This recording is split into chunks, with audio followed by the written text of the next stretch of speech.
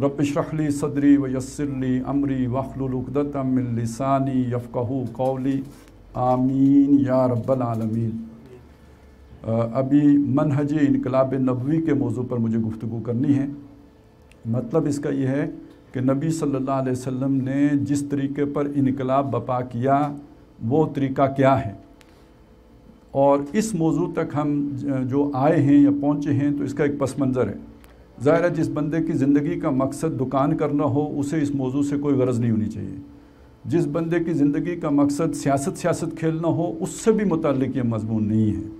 ये कुछ ख़ास लोग हैं कि जो अपनी ज़िंदगी का एक ख़ास विजन रखते हों और उसके बारे में कुछ तजर्बात और मुशाहिदात जो दुनिया के हैं, जिनसे दुनिया गुजरी है, उस विजन के लोग उन तजर्बात से गुजरे हैं, उनका भी एक इल्म रखते हों और शऊर रखते हों, उनकी दिलचस्पी का ये मौजू है। ये हर आदमी की दिलचस्पी का मौजू नहीं है। इस बात को समझने के लिए मैंने तकल्लुफ़ करके बोर्ड इसलिए लगवाया है कि मैं डॉक्टर साहब की जो ये फ़िक्र है, और ख़ास तौर पे ये मज़मून भी उन्हीं का है, मनहज इनकलाब नबवी, ये इस अंदाज़ में हमें कहीं और नहीं मिलता।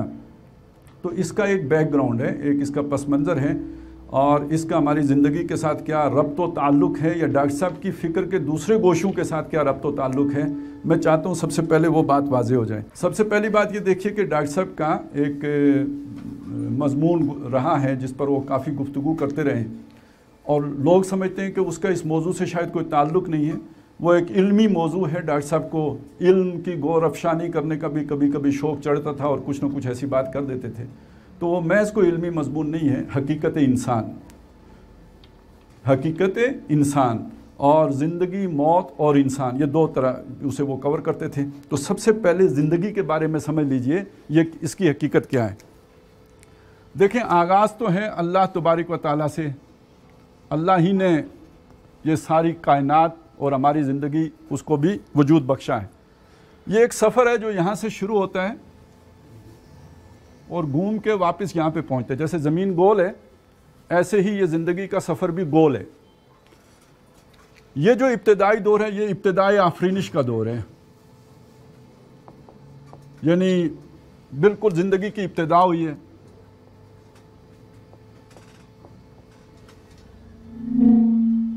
और इसको आप इब्दा भी कह सकते हैं। अलिफ बे दाल अलिफ ऐन बदियुस समावात वल अर्ज़। तो यहाँ से अच्छा, यहाँ आप समझ लें कि वो मज़मून पूरा आ जाएगा। कौन सा? ईजाद व इब्दाए आलम से लेकर आलमी निज़ाम खिलाफत के क़याम तक तनज़्ज़ुल और इर्तिका के मुख्तलिफ मराहिल व मदारिज। ये जो आप नीचे की तरफ आ रहे हैं ये सारा तनज़्ज़ुल है, और नीचे से जो आप ऊपर की तरफ जाएंगे ये वापस इर्तिका है। अच्छा जी, अब यहाँ से ज़िंदगी की इब्तिदा हुई, पूरी कायनात उसी में आ गई, उसी में इंसान यानी ये आलम असगर जो है उसकी ज़िंदगी भी की भी इब्तिदा हो गई। इसके बाद एक बड़ा तवील दौर है ये वाला दौर। इस दौर को आप कह सकते हैं कि जनाब ये दौर है हमारा बरज़ख का दौर। ये बरज़ख है मा कबलुल हयात। ये इस ज़िंदगी से पहले की बरज़ख है, ये जो हम गुजार के आए हैं। अब यहाँ से लेके, वैसे मैं इसे इतना बड़ा बना रहा हूँ, वैसे इस दौर के मुकाबले में ये बहुत छोटा है। ये हयात दुनियावी का दौर है।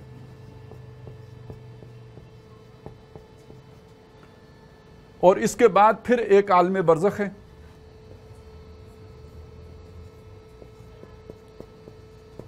फिर यहाँ पे आपकी जन्नत दोज़ख है, और सुम्मा इलैहि राजिऊन है। अब आपको अगर समझ आए ना, इन्ना लिल्लाहि व इन्ना इलैहि राजिऊन, ये आपका ज़िंदगी का सफ़र है। अच्छा, यहाँ तक तो आपकी ज़िंदगी जो आई, यहाँ तक ये बाई चॉइस नहीं है, ये तकदीर है। ये तकदीर आपको, यानी तकदीर कोई खुद शय नहीं, ये अल्लाह का फ़ैसला है। अल्लाह के फ़ैसले ही को तकदीर कहते हैं। तो अल्लाह ने अपने फ़ैसले से आपको यहाँ पहुँचाया। इससे आगे भी आप अल्लाह के फ़ैसले से जाएंगे, लेकिन यहाँ पहुँच के रास्ते दो हो जाएंगे, या जन्नत है या दोज़ख है।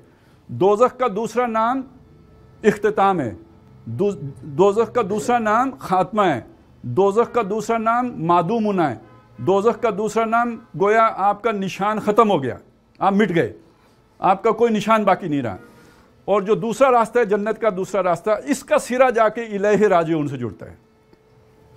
ٹھیک ہے، یہ جو آگے جا کے دو راستے بننے ہیں، ان دو راستوں کا تعلق یہاں کے طرز عمل سے،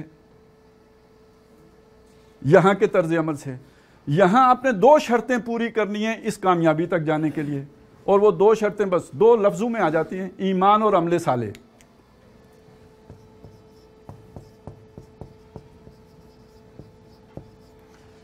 اچھا، یہ جو میں نے پورا دائرہ بنایا ہے، اس پر ڈاکٹر صاحب کے دو آپ کو مضامین ملیں گے. ایک میں بتا چکا، ایجاد و ابداع عالم والا، وہ اس حقیقت پہ روشنی ڈالے گا کہ زندگی کی آغاز کیسے ہوا، تنزل کیسے ہوا، اور اسی کے ساتھ پھر جڑ کے آ جائے گا زندگی، موت اور انسان. یہ دو جن کو لوگ کہتے ہیں یہ علمی مضامین ہیں، گویا ویسے ڈاکٹر صاحب کو کبھی وہ علمیت کا کوئی جوش چڑھا تو انہوں نے یہ باتیں کہہ دی. نہیں، یہ ہمارے فکر سے، انسانی سوچ سے، ہمارا زاویہ نظر بنانے سے ان کا بڑا گہرا تعلق ہے. یہ پہلی بات سمجھ لیجئے.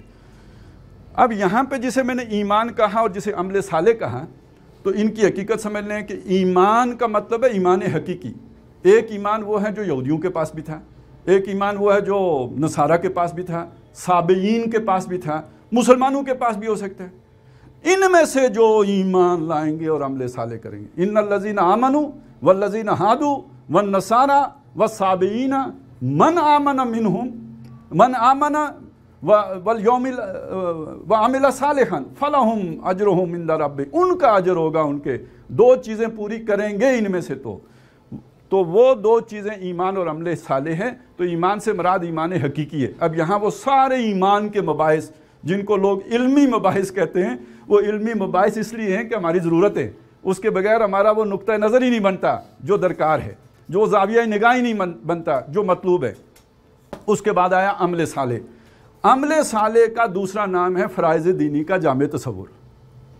کل آپ نے وہ مضمون پڑھ لیا ہوگا نا، جس کو کہتے ہیں فرائض دینی کا جامع تصور. تو یہ سمجھ لیجئے، یہ ہے فرائض دینی کا جامع تصور. تو عمل صالح کا ایک محدود تصور بھی ہے اور عمل صالح کا ایک جامع تصور بھی ہے. تو اس جامع تصور پر روشنی ڈالنے کے لیے ڈاکٹر صاحب کا مضمون یا موضوع ہوتا تھا فرائض دینی کا جامع تصور یا مطالبات دین. ان موضوعات کے تحت اس عمل صالح کو ڈاکٹر صاحب نے ڈیفائن کیا. یہ موٹی بات تو میں رہنے دیتا ہوں، لیکن یہ باقی میں نے مٹا دیا اس لیے کہ آگے بڑھنا ہے. اب آ گیا جی عمل صالح. اور عمل صالح میں یعنی آپ نے اس زندگی میں اگر کامیاب ہونا ہے تو عمل صالح کرنا پڑے گا. اور عمل صالح کا محدود تصور نہیں بلکہ قرآنی تصور، تو جس میں خود اللہ کا بندہ بننا، دوسروں کو تک پر اتمام حجت کرنا اور اللہ کے دین کو قائم کر دینا. اب یہ تیسرا فرض ہے اقامت دین. تو اب آپ کا ایک فرض ہو گیا اقامت دین. اس دین کو قائم کریں گے تو تب ہی شہادت علی الناس کا فریضہ تکمیل کو پہنچے گا. دین قائم کیے بغیر شہادت علی الناس کا فرض بھی اپنے کامل نہیں ہو سکتا، اور دین قائم کیے بغیر عبادت رب کا تقاضا بھی مکمل نہیں ہو سکتا، اس کی بھی تکمیل نہیں ہو سکتی. یہ دین قائم ہوگا اجتماعی سطح پر تو آپ ذاتی حیثیت میں مکمل اللہ کے بندے بن سکتے ہیں، نہیں تو نہیں بن سکتے. اور دین قائم ہوگا تو اس کے بعد ہی جو آپ پر دعوت کی ذمہ داری ہے دوسروں تک دعوت پہنچانے کی، وہ پوری ہو سکتی ہے، وگرنہ نہیں ہو سکتی. اچھا، یہ جو دین قائم ہوگا، اب اس کے ساتھ دو مضمون جڑ جائیں گے. ایک مضمون کا نام ہے منہج انقلاب نبوی، کہ بھئی یہ دین قائم کیسے ہوگا؟ آسمان سے ٹپکے گا جیسے سورج روز طلوع ہوتا ہے، ایسے کبھی دین کوئی دائرہ مکمل ہوگا تو دین قائم ہو جائے گا، یا کچھ لوگوں کی ایفرٹ سے قائم ہوگا؟ تو ایفرٹ وہ کس رخ پر کریں گے، کس طرح کریں گے، کیسے ہوگا تو دین قائم ہوگا؟ یہ مضمون ہے در حقیقت. اگر آپ اقامت دین کو مانتے ہیں کہ میرا فرض ہے، اور یہ فرض پورا کیے بغیر میرا نہ عبادت کا فرض پورا ہو سکتا ہے نہ شہادت کا فرض پورا ہو سکتا ہے، اب آپ کو ضرورت ہے کہ یہ اقامت دین کیسے ہوگی. تو پھر اس کے بعد آپ کے سامنے سوال کھڑا ہوگا کہ وہ طریقہ کیا اختیار کیا جائے. تو یہ جو موضوع ہے ہمارا، اس کا تعلق اقامت دین کو تسلیم کرنے والوں سے اور اس کے لیے ارادہ کرنے والوں سے. ایک نے تسلیم کر لیا لیکن وہ ارادہ نہیں رکھتا کہ میں اقامت دین کی جدوجہد کروں گا، تو ظاہر ہے اس کے لیے یہ موضوع بیکار ہے، اسے نیند آئے گی. جو یہ سمجھتا ہے کہ میں نے یہ کام کرنا ہے، اس کے لیے یہ موضوع جو ہے وہ اب ایسا ہے کہ جس پر وہ فوکس کرے گا اس کی نیند اڑ جائے گی. تو یہ ہو گیا آپ کا منہج انقلاب نبوی. ظاہر ہے اس کا تعلق اس اقامت دین کی ماننے کے ساتھ ہے. اب آ جائیں دوسری چیز. آپ کو یہ معلوم ہے کہ اقامت دین کرنا ہے، لیکن اقامت دین کہتے کس کو ہیں، اس کا نقشہ کیا ہوگا، وہ اقامت دین کیا ہوگا تو ہم سمجھیں گے اقامت دین ہو گیا.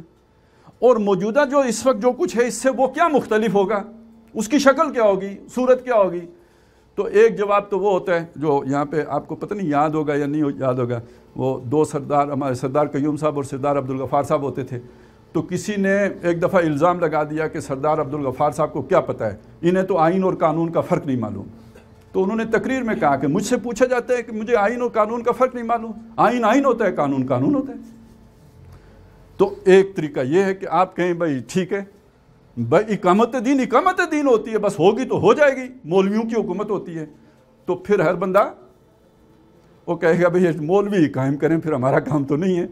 تو بلکہ کوئی سوچنے سمجھنے والا پھر یہ بھی سوچے گا یار ان سے تو زرداری ہی بلا.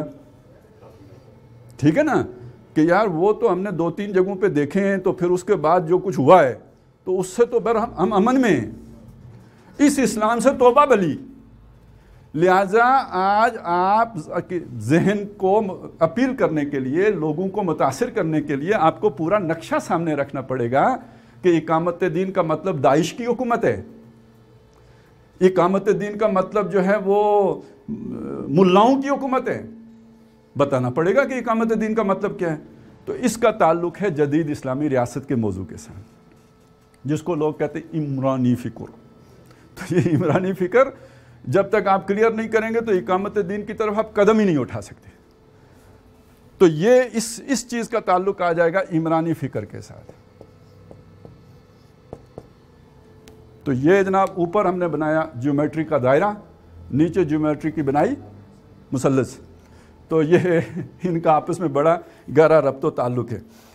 اچھا جی، اب آ جاتے ہیں تیسری چیز کی طرف، اور وہ چیز ہے یعنی اقامت دین کو ذہن میں رکھیں.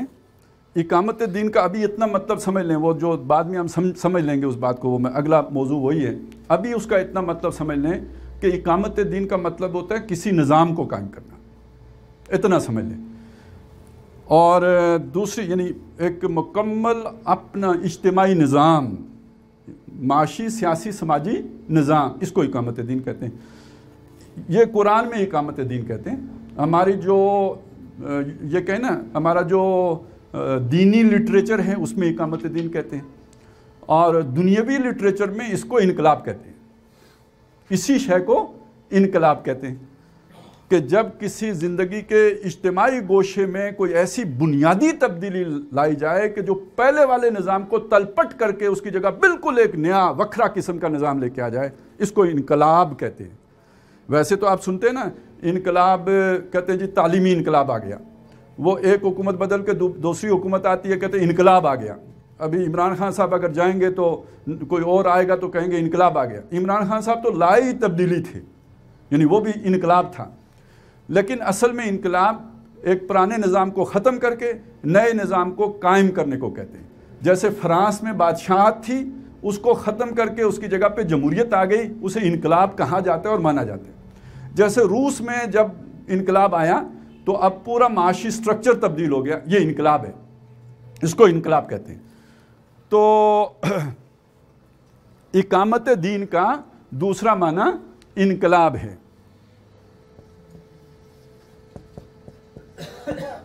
اب میں یہ بتانا چاہتا ہوں کہ انقلاب کی ضرورت کب محسوس ہوتی ہے. یہ مجھے اس لیے بتانا پڑا، بڑے لوگوں کو غلط فہمی ہے. جو لوگ دیکھیں بڑے مخلص لوگ ہیں جو تعلیم و تعلم کا کام کر رہے ہیں، کہتے ہیں اس کے نتیجے میں معاشرہ بدل جائے گا. کہتے ہیں یا نہیں کہتے؟ ہم اتنے تعلیمی ادارے قائم کر دیں گے معاشرہ بدل جائے گا. ان کی ایک سوچ ہے، محنت کرتے ہیں، دن رات ایک کرتے ہیں.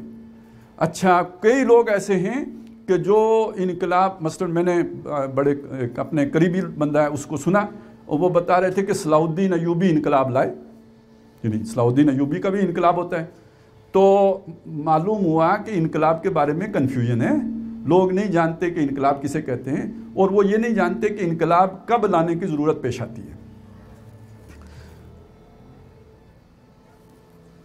اس کے لیے میں ذرا تھوڑی وضاحت آپ کے سامنے رکھ دیتا ہوں. اب ہم وہ دائرہ بنا لیا، مثلث بنا لی، اب ہم وہ ڈبہ بنائیں گے، مربع بنائیں گے. میرا خیال ہے یہ بھی مثلث ہی بنانی پڑے گی، لیکن چلے ڈبہ بنا لیتے ہیں اس کا خیال رکھنے کے لیے. یہ سمجھ لیں کوئی کمرہ ہے، اس کمرے کی ایک بنیاد ہے، یہ اس کی دیواریں ہیں اور یہ اس کی چھت ہے. اس کمرے کو ذہن میں رکھیں. ایک انسانی معاشرہ جو آج کی سطح پہ منظم ہو جائے، آج کی سطح کا مطلب یہ ہے کہ انسان نے ایک سفر کر کے آج تک پہنچا ہے.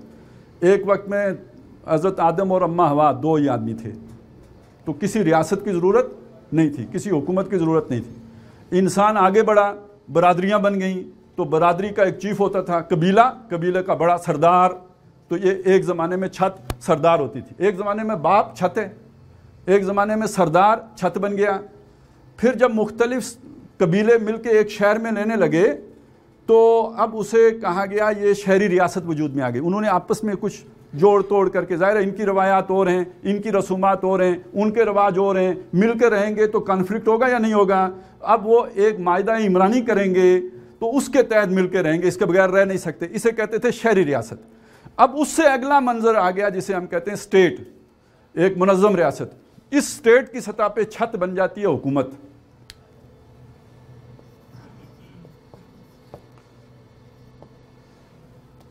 یہ جو دیواریں ہیں یہ دیواریں عوام ہیں،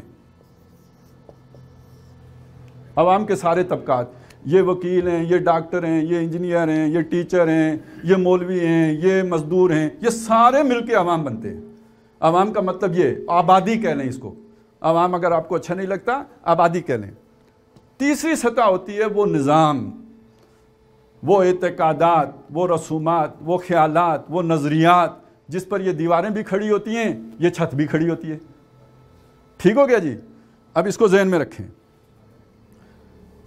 اب اس میں ایک آپ کا مشاہدہ یہ ہے کہ یہ جو حکومت ہے یہ خراب ہو گئی، یزید کے پاس آ گئی ہے. نیچے اولیاء اللہ بیٹھے ہوئے ہیں، حضرت حسین بھی ہیں، صحابہ کرام بھی ہیں. یہ عوام ٹھیک ہے، یہ اوپر حکومت خراب ہو گئی ہے. ایک آپ کا اسسمنٹ یہ ہو سکتا ہے. ایک اسسمنٹ آپ کا یہ ہو سکتا ہے کہ حکومت بھی خراب، عوام بھی خراب. ان میں کوئی حسین نہیں ہے. اوپر یزیدوں سے بھی بدتر ہیں اور نیچے شمروں سے بھی گئے گزرے ہیں. ایک اسسمنٹ آپ کی یہ ہے. اچھا جی، اس سے نیچے اترے.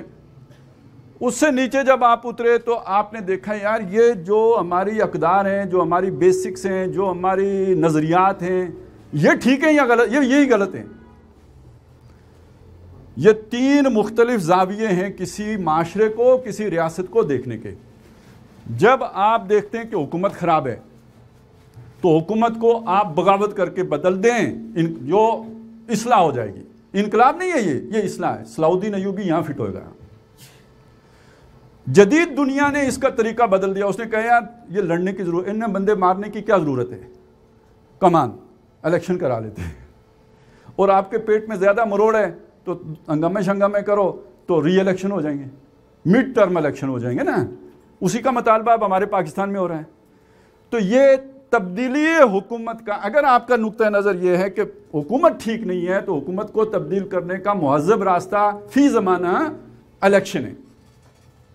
اچھا، آپ کا خیال یہ نہیں، حکومت تو خیر خراب ہے ہی، عوام بھی خراب ہے.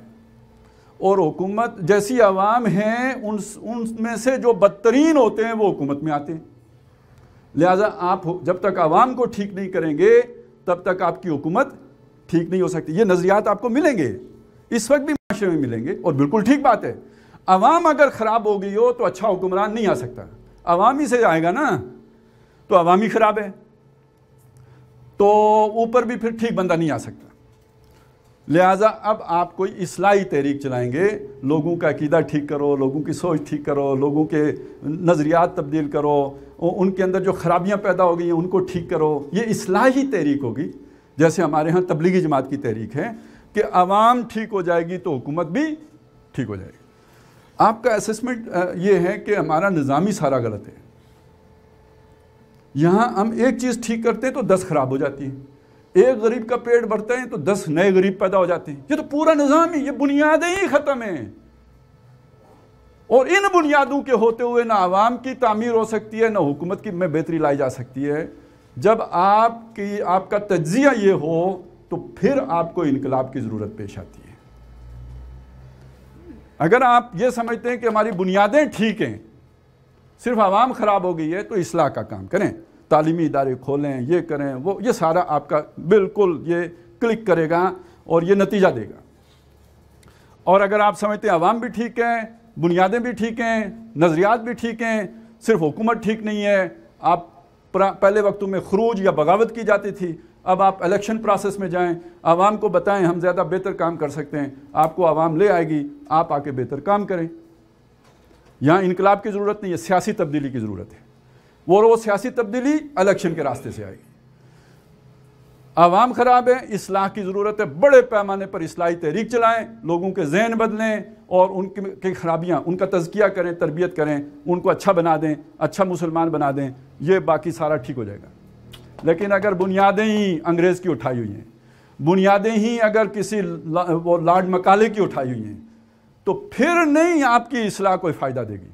پھر آپ لوگوں کو نیک بنا دیں، وہ سرمایہ داروں کو فائدہ دیں گے، نظام نہیں ٹھیک ہوگا، ایکسپلائٹیشن بڑھے گی، اور جس نے چوری کر کے مال جمع کیا ہوا ہے اسے تحفظ حاصل ہو جائے گا.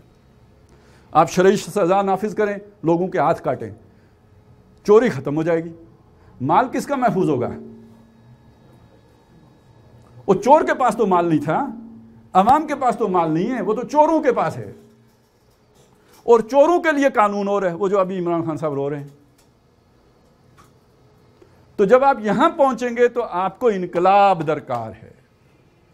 اب یہ دوسری ڈائمنشن ہو گئی کہ انقلاب کی ضرورت، یعنی وہ منہج انقلاب نبوی کا مضمون ان کے متعلق ہیں جو اپنے معاشرے کے بارے میں یہ اسس کر چکے ہوں کہ یہ اصلاح سے ٹھیک نہیں ہو سکتا، یہ حکومت تبدیل کرنے سے ٹھیک نہیں ہو سکتا، اسے جڑ بنیاد سے ٹھیک کرنے کی ضرورت ہے.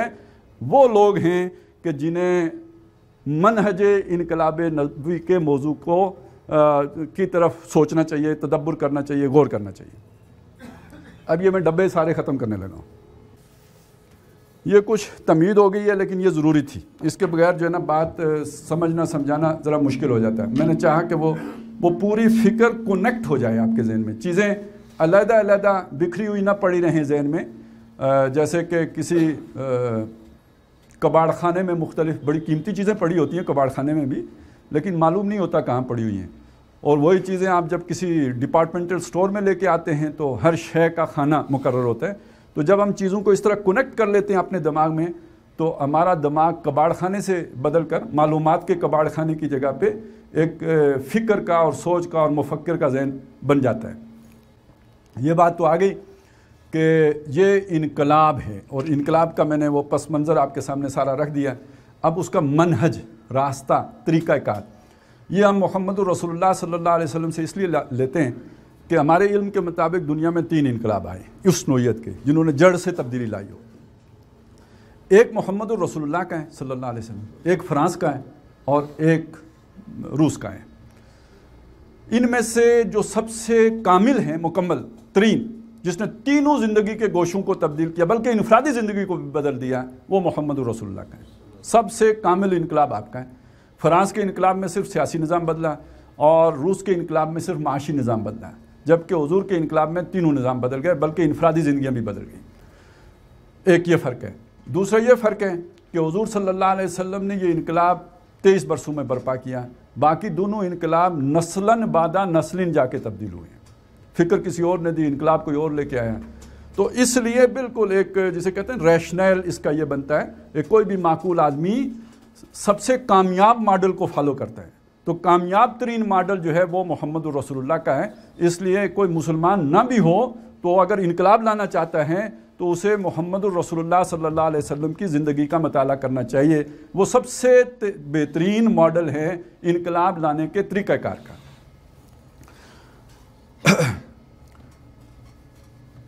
جب آپ صلی اللہ علیہ وسلم کی طرف ہم دیکھتے ہیں تو سب سے پہلی چیز جو ہمیں نظر آتی ہے وہ یہ کہ آپ نے ایک نظریہ جو کسی نہ کسی درجے میں پہلے سے موجود تھا، حالانکہ انقلابی نظریہ بالکل نیا ہوتا ہے، لیکن نبی صلی اللہ علیہ وسلم نے جس نظریے کی بنیاد پر انقلاب لایا وہ نیا نہیں تھا، وہ پہلے سے موجود تھا۔ اس نظریے میں خرابیاں پیدا ہو گئی تھی۔ اس نظریے کی حضور صلی اللہ علیہ وسلم نے ایک تعبیر نئی سامنے رکھی۔ نظریہ کیا تھا؟ نظریہ توحید تھا۔ اور عرب یہ نہیں سمجھتے تھے کہ ہم مشرک ہیں، انہیں بڑی چڑ چڑھتی تھی اگر آپ انہیں مشرک کہیں تو، بڑا غصہ آتا تھا۔ وہ اپنے آپ کو حضرت آدم کے طریقے، حضرت ابراہیم کے طریقے پہ بتاتے تھے۔ اور یہ جو آج ہم تلبیہ پڑھتے ہیں، یہ جب حج پہ جاتے ہیں، لبیک اللہم لبیک لا شریک لک لبیک، یہی تلبیہ وہ بھی پڑھتے تھے۔ پتہ نہیں کتنوں کو اس بات کا پتہ ہوگا یا نہیں پتہ، اور وہ ہم تو زبانی رٹ کے پڑھتے ہیں، ہمیں یہ بھی نہیں پتہ ہوتا میرا خیال ہے کہ کیا کہہ رہے ہیں، ان کو صحیح پتہ ہوتا تھا ہم کیا کہہ رہے ہیں۔ اس میں آخر میں وہ ایک اضافہ کر دیتے تھے کہ تیرا کوئی شریک نہیں ہے الا تملکہ وما ملک، سوائے ان شریکوں کے جن کو تو نے خود اپنا کوئی اختیار منتقل کیا ہے۔ یعنی یہ ایسا شرک نہیں تھا کہ ان کا اپنا اختیار ہے، تو نے ہی ان کو یہ اختیار دیا ہے، یعنی اس کو پھر سیدھا بھی کرتے تھے۔ تو وہ اپنے آپ کو اگر انہیں کوئی مشرک کہے تو انہیں سخت غصہ آتا تھا، سخت تکلیف ہوتی تھی۔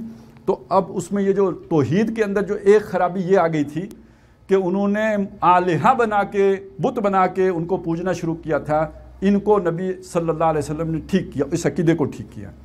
اچھا، اکثر و بیشتر ہمارا سارا زور اسی کے اوپر ہوتا ہے، لیکن حضور صلی اللہ علیہ وسلم نے آخر یہ اونچ نیچ کا فرق ختم کیا یا نہیں کیا؟ یہ جو بلال ہیں، یہ سیدنا بلال بنے یا نہیں بنے؟ جو غلام تھے، یہ فرق کس اصول پر ختم ہوا؟ جناب یہ توحید کی تعبیر تھی۔ اگر آپ اللہ کو مانتے ہو کہ میرا خالق ہے تو اللہ کی مخلوق میں اونچ نیچ کیسے ہو سکتی ہے؟ یہ توحید کا تقاضا تھا، کونو عباد اللہ اخوانا، اللہ کے بندے ہوتے ہوئے آپس میں بھائی بھائی بن جاؤ۔ تو بندے ہونے کے لیے ضروری ہے کہ غیر اللہ اور ان کی عبادت چھوڑ دو، اور آپس میں بھائی بھائی ہونے کے لیے ضروری ہے کہ اونچ نیچ کے تصورات، کرشی اور غیر کرشی کے تصورات مٹا دو۔ یہ ایک بات ہو گئی۔ دوسرا، اللہ کو اگر اس کی توحید کو مانا ہے تو جہاں پہ اسے خالق مانا ہے وہاں اسے مالک بھی ماننا ہے یا نہیں؟ للہ ما فی السماوات و ما فی الارض، یہ بھی ہے نا۔ تو جب مالک کوئی اور نہیں رہا تو مالک کے حقیقی کون ہوا؟ اللہ۔ تمہارے پاس جو کچھ ہے یہ کیا؟ یہ امانت ہے۔ یہ تصور تبدیل کرنا کہ یہ تمہارے پاس ملکیت نہیں ہے بلکہ امانت ہے، اس کا میں ایک موٹا سا آپ کو بتاؤں، اس کا نتیجہ کیا نکلتا ہے؟ اگر آپ کا تصور ملکیت کا ہے تو میرا مال میری مرضی، لاجیکل بات ہوگی، میرا جسم میری مرضی کی طرح لاجیکل بات ہوگی۔ لیکن آپ کا تصور اگر امانت کا ہے، مالک اللہ ہے، میں امین ہوں، پھر میری مرضی نہیں، مالک کی مرضی ہوگی۔ سمجھ آ گئی میری بات کی؟ اب نہ کوئی یہ کہہ سکتا ہے کہ میرا جسم میری مرضی، نہ یہ کہہ سکتا ہے میرا مال میری مرضی۔ ٹھیک ہو گیا؟ بات سمجھ میں آ رہی ہے نا؟ تو توحید کو اس طرح نبی صلی اللہ علیہ وسلم نے اس معاشرے کے اندر بھی منوایا۔ تیسری بات یہ ہے کہ وہ جس کو آپ نے، جس کی توحید پر ایمان لائے ہو، اس کو بادشاہ بھی مانا ہے یا نہیں؟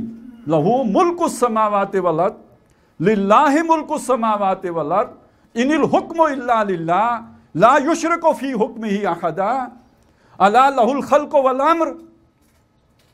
تو یہ اللہ تبارک و تعالیٰ کی حاکمیت بھی اسی کی ہے۔ سروری زیبا فقط اس ذات بے ہمتا کو ہے، حکمراں ہے ایک وہی، باقی بتان آزری۔ اب کوئی فرعون نہیں دعویٰ کر سکتا ملک میرا ہے، بادشاہی میری ہے، میرا آرڈر چلے گا، میرا قانون چلے گا۔ کوئی ابو جہل اور کوئی ان کی مجلس شورا ندوہ، اس میں بیٹھ کر یہ فیصلہ نہیں ہو سکتا ان کی اس میں کہ یہاں پہ ہماری اتھارٹی ہے کہ ہم جو قانون بنائیں گے وہ نافذ ہوگا۔ نہیں، اتھارٹی بھی اللہ کی ہے، اس نے بنایا، تخلیق اس نے کیا، حکم بھی اس کا چلے گا، اس کے آگے تمہیں سرنڈر کرنا پڑے گا۔ یہ اس سے پورا سیاسی نظام وجود میں آئے گا، اس سے پورا معاشی نظام، جو پہلے ملکیت سے معاشی نظام وجود میں آئے گا، اور اس سے پہلے جو آپ کا سماجی نظام وجود میں آئے گا وہ برابری والا، جس میں اونچ نیچ کے تصورات ختم ہو گئے ہوں۔ تو یہ توحید سے نکلے ہوئے تین نظام ہیں۔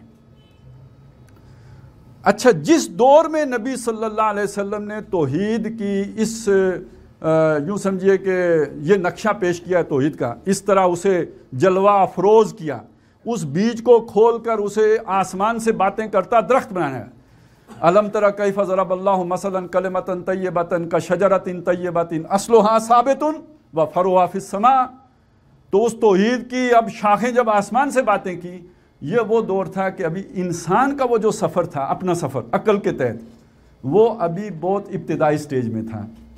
अभी इंसान इतनी बड़ी समझ की बात उसे नहीं आ सकती थी, बिल्कुल ही ऐसे जैसे एक बच्चे को आप PhD का कोई मकाला नहीं समझा सकते। वो बड़ा होगा तो समझ आएगी, अभी बच्चे को समझ नहीं आ सकती। ये अगर मिसाल मुश्किल हो तो मैं एक आसान मिसाल दिया करता हूँ। बात समझाना मकसूद होता है, मिसालों से कोई इतनी गरज नहीं होती। वो बेवकूफ़ लोग होते हैं जो मिसालों में पढ़ के कहते हैं इन्नल्लाह, ये क्या अल्लाह ने मच्छरों की मिसालें और अनकबूत की मिसालें देनी शुरू कर दी। बात समझाना इबलाग मसला होता है। तो जिस तरह बच्चे को आप ये तो समझा सकते हैं कि फ़लानी चॉकलेट खिलाऊंगा, लेकिन बच्चे को आप ये इंसेंटिव नहीं दे सकते कि तुम्हारी शादी करा दूंगा। उसे क्या मालूम शादी क्या होती है। ये तो 12-13 साल के बाद आप इंसेंटिव दे सकते हैं, उससे पहले ये इंसेंटिव फजूल है, ये आपने तोप से मच्छर मारी है। इसी तरह समझ लें कि मोहम्मदुर रसूलुल्लाह सल्लल्लाहु अलैहि वसल्लम ने जिस दौर में इंसानियत को तौहीद के इस मयार तक पहुंचाया, इंसान खुद अभी उस मयार को समझने के काबिल ही नहीं था। ये उस तरह का मौजज़ा था जैसे हज़रत मूसा अलैहिस्सलाम दरिया से पार लेके कौम को चले गए थे, पानी यूं खड़ा हो गया था। ये मौजज़ा है, ये सोशल साइंसेस का मौजज़ा है जो हुजूर ने कर दिखाया। और हुजूर के इस मौजज़े का एहसास जाके लोगों को बाद में होगा, जब खुद इंसानी अकल वहां तक पहुंचेगी। अभी नहीं पहुंची, लेकिन उसका सफ़र उस तरफ है। ये सफ़र आहिस्ता आहिस्ता आगे बढ़ा, और जब एक तरफ सफ़र बढ़ रहा है, दूसरी तरफ चूंकि वो मौजज़ा बहुत बुलंद व बाला था, तो यूं समझ लीजिए कि वो धड़ाम से गिर पड़ा। अब अगर इसको फिर हम थोड़ा सा एक चीज़ से समझें ना, कि हुजूर ने तो इस महराज पे पहुंचा, एक महराज पे खुद गए, एक महराज पर इंसानियत को पहुंचाया। इंसानी महराज है खिलाफत राशिदा का निज़ाम, यहां तक पहुंचाया मोहम्मद रसूलुल्लाह ने। इंसान दुनिया उस वक्त किधर थी? ज़ुल्मात में थी। ये ज़ुल्मात कुरान के अल्फाज भी हैं, तारीख़ के अल्फाज भी हैं। कुरान ये कहता है कि ये तौहीद नूर है, बाकी सब ज़ुल्मात हैं। और वो जो तागूत के साथी हैं, वल्लज़ीना कफ़रू औलियाहुमुत तागूत युखरजूनहुम मिनन नूर इला ज़ुल्मात। तो दुनिया तो तारीकियों के अंधियारों में इधर पड़ी हुई थी, मोहम्मद रसूलुल्लाह ने उठाया वहाँ पहुँचा दिया, और उनको पहुँचाया जो इधर थे, कौम लुद्दा, यानी जो उस वक्त दुनिया की तहजीब थी उससे भी नीचे थे, ईरानियों से और जो कैसर से, उससे भी नीचे पड़, उनको इधर से पकड़ा, इधर पहुँचा दिया। दुनिया इधर रह गई, दुनिया इधर रह गई। तो अब जैसे ज़मीन की कशिश शकल नीचे की तरफ खींचती है, तो जब हुजूर सल्लल्लाहु अलैहि वसल्लम दुनिया से चले गए और उसके बाद वो खिंचाव शुरू हो गया, हुजूर के तैयार करदा जो लोग थे उन्होंने रोके रखा। हज़रत उमर नहीं कहते कि मैं दरवाज़ा हूँ जिसने फितने रोके हुए हैं और ये बंद अब टूटने वाला है। तो मालूम है बड़ा ज़ोर की कशिश शकल थी जो खींच रही थी नीचे की तरफ, इसलिए कि इंसान अभी वहाँ नहीं पहुँचा था। तो इस खिलाफत ने ख़त्म होना ही था। मैं बड़ी बात मुंह से ना निकल जाए, मैं कोशिश करता हूँ ना हो कोई कंट्रोवर्शियल बात, लेकिन जो फैसला बाद में हज़रत माविया रज़ी अल्लाह ताला अन्हु ने किया ना, वो गिवन सर्कमस्टांसिस अगर हज़रत उमर के पास होते तो उन्हें भी यही करना पड़ता। ये जिसे आप कहते हैं ना रूल ऑफ नेसेसिटी, ये नज़रिया ज़रूरत भी एक शय होती है। ये उस बंदे को पता होता है जो रियलिज़म को जानता हो। आपके तख़य्युलात जहाँ जिस आसमान सातवें पर हूँ, आप अभी पूरी उम्मत मुसलमा की वो जो खिलाफत कायम करना चाहे, पाजी कितू आप हो किधर, करने की बात क्या करते हो? ये तो एक आइडियल ख्वाब है जो आप देख रहे हो। तो ये उस वक्त की मजबूरी थी, इसके बगैर कोई चारा नहीं था, इसलिए कि अभी इंसान उत्थे पहुँचा नहीं थी जहाँ हुजूर ने उसे पहुँचा दिया था, ये होना था। तो बहरहाल यहाँ से एक सफ़र बड़ा अजीब शुरू हुआ कि ये जो मुस्लिम उम्मत मुसलमा है, ये उस मेयारे बुलंद से नीचे की तरफ आना शुरू हुई। इस जोर पर जो नीचे से उसे पड़ रहा था, नीचे खींच रहा था उसे, ये नीचे की तरफ आना शुरू हुई। यहाँ तक कि जब अब्बासी दौर में आ गए तो ये बिल्कुल जैसे बाकी दुनिया में निज़ाम थे वैसा ही निज़ाम आ गया, थोड़े से फ़र्क के साथ। کہ عوام اچھی ہے، وہ جو میں نے نقشہ بنایا تھا عوام بری نہیں تھی، لوگوں میں ابھی جو ہے وہ کچھ اقدار باقی تھی، اور حکومت کے عمال جو تھے، جو حکومت چلانے والے کارندے، وہ بھی ان کا بھی مجموعی معیار اتنا گھٹیا نہیں تھا جو اتنا آج دنیا کا ہے، دونوں اعتبارات سے وہ آج سے بہتر لوگ تھے، لیکن نظام حکومت کے اعتبار سے دنیا اور ان میں اب کوئی فرق باقی نہیں رہا تھا۔ یہ وہ ایک دور آ گیا۔ اچھا، یہ اس طرح سمجھ لیں، اگر آپ اسے ایک پائپ سمجھیں، پانی کا پائپ، یہاں سے جو امت مسلمہ نے نیچے کی طرف سفر شروع کیا، اس پائپ سے یہ جو ظلمات والے کنیکٹڈ ہیں، انہوں نے اوپر کی طرف سفر شروع کیا۔ خاص طور پہ پچھلے 400 سال میں اگر آپ دیکھیں تو انسانی ارتقاء مسلمانوں نے نہیں کیا ہے، پچھلے 400 سال میں انسانی عقل جو آگے بڑھی ہے وہ بڑی ہیں ساری کی ساری یہ جو ظلمات میں پڑے لوگ تھے، جن میں زیادہ تر مغربی اقوام ہیں۔ میں اگر آپ اجازت دیں، اچھا وہ میں بتا رہا تھا تاریخ بھی یہی کہتی ہے، یورپ کے بارے میں کیا کہا جاتا ہے، کون سی ایج میں تھا؟ Dark age. وہ ظلمات ڈارک کو ہی کہتے ہیں نا، تو جو کچھ قرآن نے کہا اسے دنیا مانتی ہے کہ یس وی آر، ہم ظلمات میں تھے، لیکن یہاں سے ظلمات سے نور کا سفر شروع ہوا ہے، درجہ بدرجہ ہوا ہے۔ ابھی وہ خالص نور کے، ابھی ملاوٹ والا نور ہے، اور یہ آگے بڑھ رہا ہے، اوپر کی طرف اٹھ رہا ہے اور اس طرف جا رہا ہے، اور اس کو اقبال نے بیان کیا ہے کہ ہر کجا بینی جہان رنگ و بو، آنکھ از خاکش بے روید آرزو، زانکہ وہ یہ جو ہے، یہ تو یا تو اسے جو بھی ملی ہے غذا اس کو اوپر اٹھنے کی، یہ محمد الرسول اللہ سے ملی ہے، انہی کی خاک سے اس نے نمو پائی ہے، یا ہنوز اندر تلاش مصطفیٰ است، یا ابھی مصطفیٰ کی تلاش میں سرگرداں ہیں۔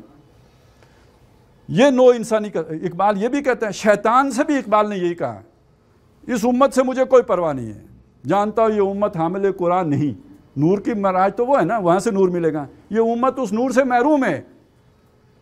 وہی سرمایہ داری بندہ مومن کا دین، جو دنیا میں سرمایہ داری ہے، بندہ مومن کا دین بھی وہی ہے۔ جانتا ہوں مشرق کی اندھیری رات میں، اب مشرق اندھیرے میں ہے، مغرب روشنی کی طرف جا رہا ہے، جانتا ہوں مشرق کی اندھیری رات میں بے ید بیضا ہے پیران حرم کی آستی۔ اب پیر صاحب کا ہاتھ سفید نہیں ہوتا ہے، ان سے معجزہ سرزد نہیں ہو سکتا ہے، لیکن شیطان کو ڈر کس سے ہے؟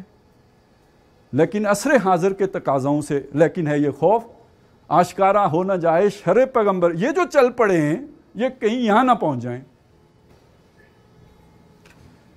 تو یہ جو سفر شروع ہوا ہے، اس سفر نے جہاں پہ حضور کی طرف قدم بڑھائے ہیں، وہاں یہ بھی سمجھے کہ مجموعی طور پر انسانیت اوپر اٹھی ہے، حقوق کا تصور آیا ہے، انہی میں سے ایک تصور ہے ماڈرن سٹیٹ کا تصور، ریاست کا تصور۔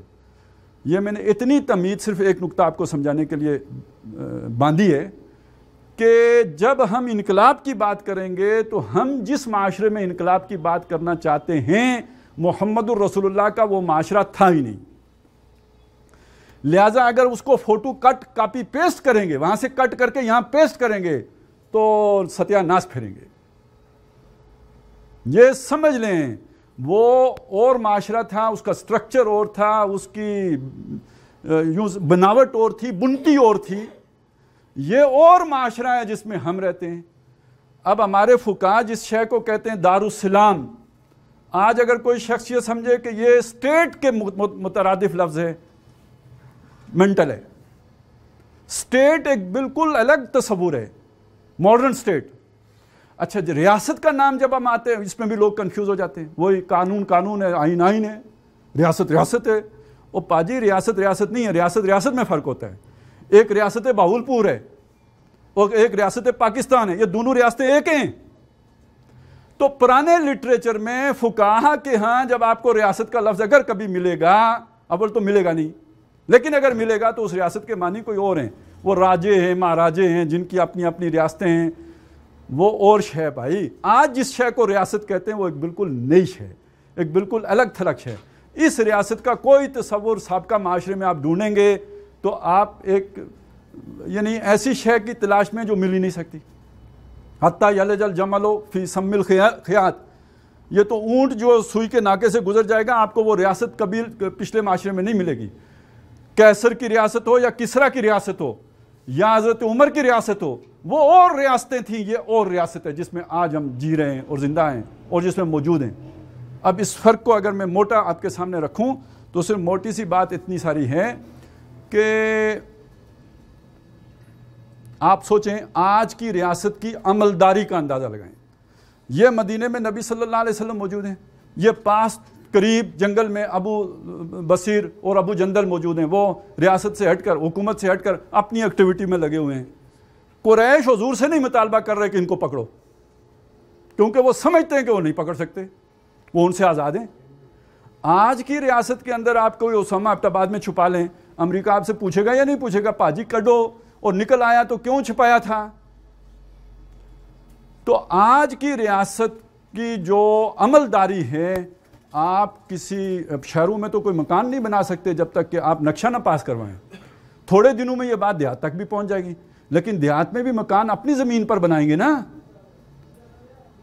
कोई आपकी कोई जो है ना खेत, कोई डोगा, कोई अट्ट तक कोई बनना, अब ऐसा नहीं है जो पटवारी के रजिस्टर में लिखा हुआ ना हो। ये पहले कभी दुनिया में था और आज कोई शख्स कहीं छुप के पनाह लेके बैठ सकता है? ये बदला हुआ माशरा, इसको ज़हन में रखें। उस वक्त कोई हुसैन रज़ी अल्लाह ताला अन्हु किसी यजीद के खिलाफ जब चाहें खुरूज कर दें, तो मोहम्मदुर रसूलुल्लाह सल्लल्लाहु अलैहि वसल्लम मक्के से निकलें, मदीने में आके दारुस्सलाम कायम कर लें। मक्के वाले कुछ नहीं कर सकते, लड़ने आएंगे तो मार खाएंगे।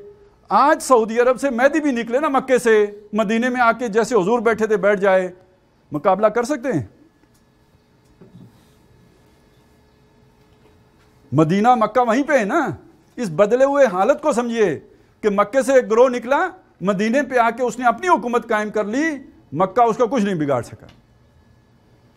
आज की जदीद रियासत में सऊदी अरब जैसे हुक्मरान भी, जिनसे वैसे और तो कुछ नहीं होता, लेकिन अपने मुल्क में कोई ऐसी बगावत हो तो वो कुचल सकते हैं या नहीं कुचल सकते? ये आज की रियासत है। आज की रियासत कितनी मजबूत हो गई है। श्रीलंका जैसा मुल्क तमिलनाडु की फेंटी लगा देता है। आज की रियासत कितनी मजबूत हो गई है, ज़रा अंदाज़ा लगाइए। अमेरिका जैसा मुल्क अफगानिस्तान जैसे मुल्क में पाँव नहीं जमा सकता। ये बदले हुए हालात हैं। तो इसमें अवाम में से कोई गिरोह उठकर वो कहे जनाब हम इनकलाब शरीफ ले आएंगे बंदूक के ज़ोर पर या तलवारों के ज़ोर पर, ये मुमकिन है? तो ये जिन लोगों ने इतनी कुर्बानियां दी, इतना खून दे दिया कि इनकलाब रूस और इनकलाब फ्रांस भी शायद पीछे रह गया हो, नतीजा क्यों नहीं निकला? नतीजा इसलिए नहीं निकला कि ये फ़र्क ज़हन में नहीं है। तो इस मनज इनकलाब नबवी के इस मजमून का बड़ा गहरा रब्त व ताल्लुक इस फ़र्क के साथ है। जब तक ये फ़र्क आपके जहन में क्लियर नहीं होगा, ये मजमून भी आपके जहन में क्लियर नहीं हो सकता। ये बहुत अहम बात है, इसको समझिए। ये जदीद हालात को देखते हुए ये यानी एक देखें, ये क्लियर हो जाए। नमाज पढ़ना हुजूर ने सिखाया कैसे पढ़नी है, तरीका किसने बताया? हम उसे कहेंगे मनहज सलात नबवी। इनकलाब लाने का तरीका भी हुजूर का है, हम उसे कहते हैं मनहज इनकलाब नबवी। लेकिन ये दो बातें बराबर नहीं हैं, एक जैसी नहीं है। फ़र्क मैं समझा रहा हूँ आपको। फ़र्क ये है कि नमाज बिल्कुल उस तरीके पर पढ़ेंगे जिस तरीके पे हुजूर ने पढ़ी तो कबूल होगी, अगर उससे हटकर पढ़ेंगे तो कबूल नहीं होगी। लेकिन इनकलाब उस तरीके पर लाने की कोशिश करेंगे हू बहू, जैसे हम नमाज हू बहू हुजूर के तरीके पे पढ़ते हैं, इनकलाब कभी नहीं आएगा। हू बहू करेंगे तो तलवार, फिर तो बंदूक भी नहीं पकड़ सकते। लिहाजा अब ये जो बात मैं आपके सामने रख रहा हूँ, इसको समझिए, ये बहुत अहम है इस पूरे मजमून को समझने के लिए कि इनकलाब के लिए हम वहाँ से उसूली रहनुमाई लेंगे और उन उसूलों को आज के माहौल पर मुंतबिक करके अपने लिए एक लाए अमल बनाएंगे जो उससे बिल्कुल मुख्तलिफ होगा। अब ये जितनी बात मैंने आपके सामने रखी है, इसका रैशनल, इसकी अकली बुनियादें तो आप पर वाज़ेह हो गई होंगी। मेरा ख्याल है कोई इबाम नहीं रहा होगा, इश्काल नहीं रहा होगा। लेकिन एक चीज़ अभी भी अटक सकती है, क्योंकि वो जो जैसे नमाज मेरे तरीके पर पढ़ो तो ऐसे इनकलाब भी मेरे तरीके पर लाओ, तो ये दर हकीकत सीरत का पहलू है, ये सुन्नत का पहलू नहीं है। सुन्नत और शे है, सीरत और शे। सुन्नत आपको दांतों से पकड़नी होगी, लेकिन सीरत से आप उसूली, आप हुजूर सल्लल्लाहु अलैहि वसल्लम दांत साफ़ करते थे तो दांत उस तरह साफ़ करो जैसे मैं करता हूँ, तो फिर मिसवाक से दाएं बाएं आप नहीं हो सकते। تو دانت صاف کرنا مقصود ہے تو آپ برش بھی کر سکتے ہیں. اور اس کو جو قرآن مجید نے بیان کیا تو اس نے کہا ایک ہوتی ہے شریعت، ایک ہوتا ہے منہاج. کل جعلنا منکم شرعۃ و منہاجا، ہر ایک کے لیے ہم نے ایک شریعت بھی رکھی ہے، ایک منہاج بھی رکھا ہے. تو ویسے یہ مترادف بھی استعمال ہوتے ہیں، شریعت کی جگہ آپ منہاج کا لفظ بھی استعمال کر لیتے ہیں، لیکن یہ کہ جب دونوں ساتھ آ جائیں تو ان میں فرق ہوتا ہے. شریعت اور شے ہے، منہاج اور شے ہے. تو شریعت بحث کر رہی ہوتی ہے سنت سے کہ جو آپ نے دانتوں سے پکڑنی ہے، دائیں بائیں نہیں ہوتا. اور منہاج کا تعلق ہوتا ہے سیرت سے کہ جس سے آپ اصولی رہنمائی لے کے اپنے لیے کوئی لائے عمل بنا سکتے ہیں. تو یہ چیز چونکہ ذہنوں سے اوجھل ہے تو میں نے چاہا، اور ان لوگوں کے ذہنوں سے بھی اوجھل ہے جو منہج انقلاب نبوی پہ لیکچر دیتے ہیں، تو اس لیے میں نے چاہا کہ ذرا یہ بھی وضاحت ذرا تفصیل کے ساتھ ہو جائے. وقت بے شک اس میں لگ جائے، لیکن یہ کہ کم از کم جو لیکچر دیتے ہیں ان کو تو سمجھ آ جائے کہ بھئی اس میں اور اس میں فرق کیا ہے. اور وہ اگر فرق ملحوظ نہیں رکھیں گے تو یہ تباہی ہے، یہ مضمون کوئی فائدہ نہیں دیتا، پھر اس سے داعش پیدا ہوتی ہے. یہ فرق ملحوظ نہیں رکھیں گے تو اس سے دہشت گرد پیدا ہوتے ہیں. اس فرق کو سامنے رکھیں اور یہ کھول کے بیان کریں گے تب بات سمجھ میں آئے گی. اب آ جائیں اس چیز کی طرف. انقلاب کی وضاحت میں نے آپ کو کر دی، انقلاب کیسے ہوتا ہے. اب دوسری چیز آ گئی ہے کہ آج کے دور میں انقلاب کا نقشہ، مطلب وہ جو اب تبدیلی آئے گی اس تبدیلی کی صورت کیا ہوگی، کیا ہوگا، قانون سازی کیسے ہوگی. یہاں بھی بہت سے لوگ سمجھتے ہیں کہ جی ہمارا آئین قرآن و سنت ہے، ہمیں کوئی نیا قانون بنانے کی ضرورت ہی نہیں ہے. یہ بھی ناسمجھی کی بات ہے. ویسے اس سے زیادہ سخت لفظ بھی استعمال ہو سکتا ہے، لیکن یہ کہ بہرحال میں کم تر لفظ پہ گزارا کر رہا ہوں. یہ بھی سخت ناسمجھی کی بات ہے. ہر آن قانون سازی کی ضرورت ہوتی ہے. آخر اگر قانون سازی کی ضرورت نہیں ہے تو اجتہاد کا دروازہ دین میں کیوں رکھا گیا ہے، اجماع کیوں رکھا گیا ہے.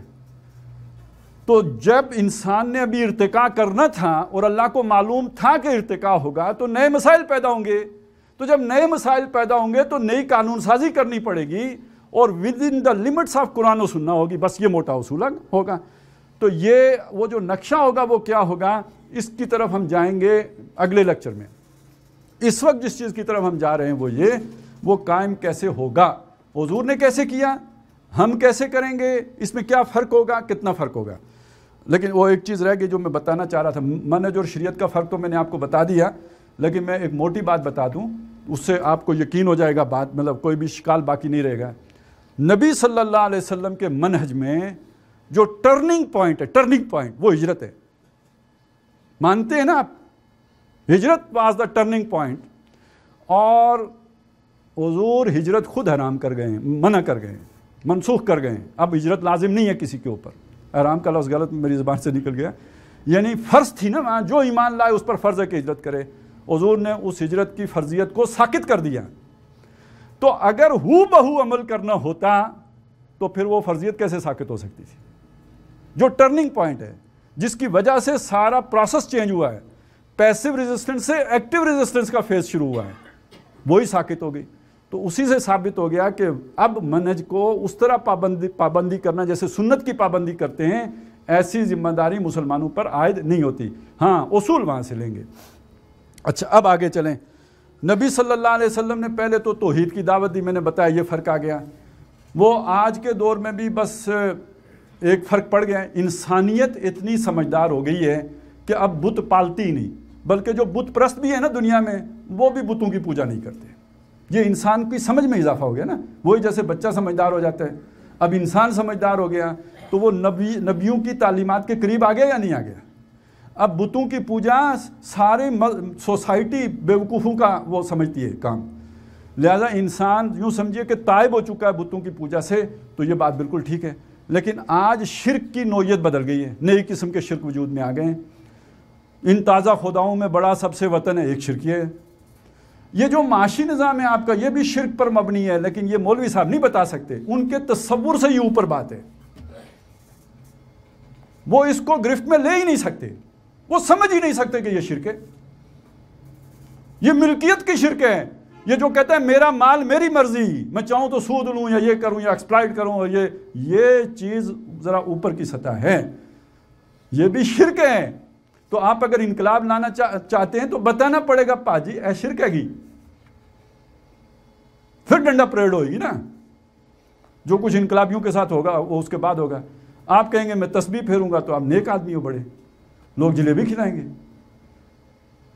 آپ سے دعائیں کروانے آئیں گے, بلکہ کہیں گے میرا بچہ بھی مارے صوفی جی شکر کرو. لیکن آپ کہیں یہ تمہارا ابا شرک کرتا ہے, یہ جو سود خوری کرتا ہے, حرام خوری کرتا ہے, پھر وہ شف کروانے آئے گا یا دور کرنے آئے گا؟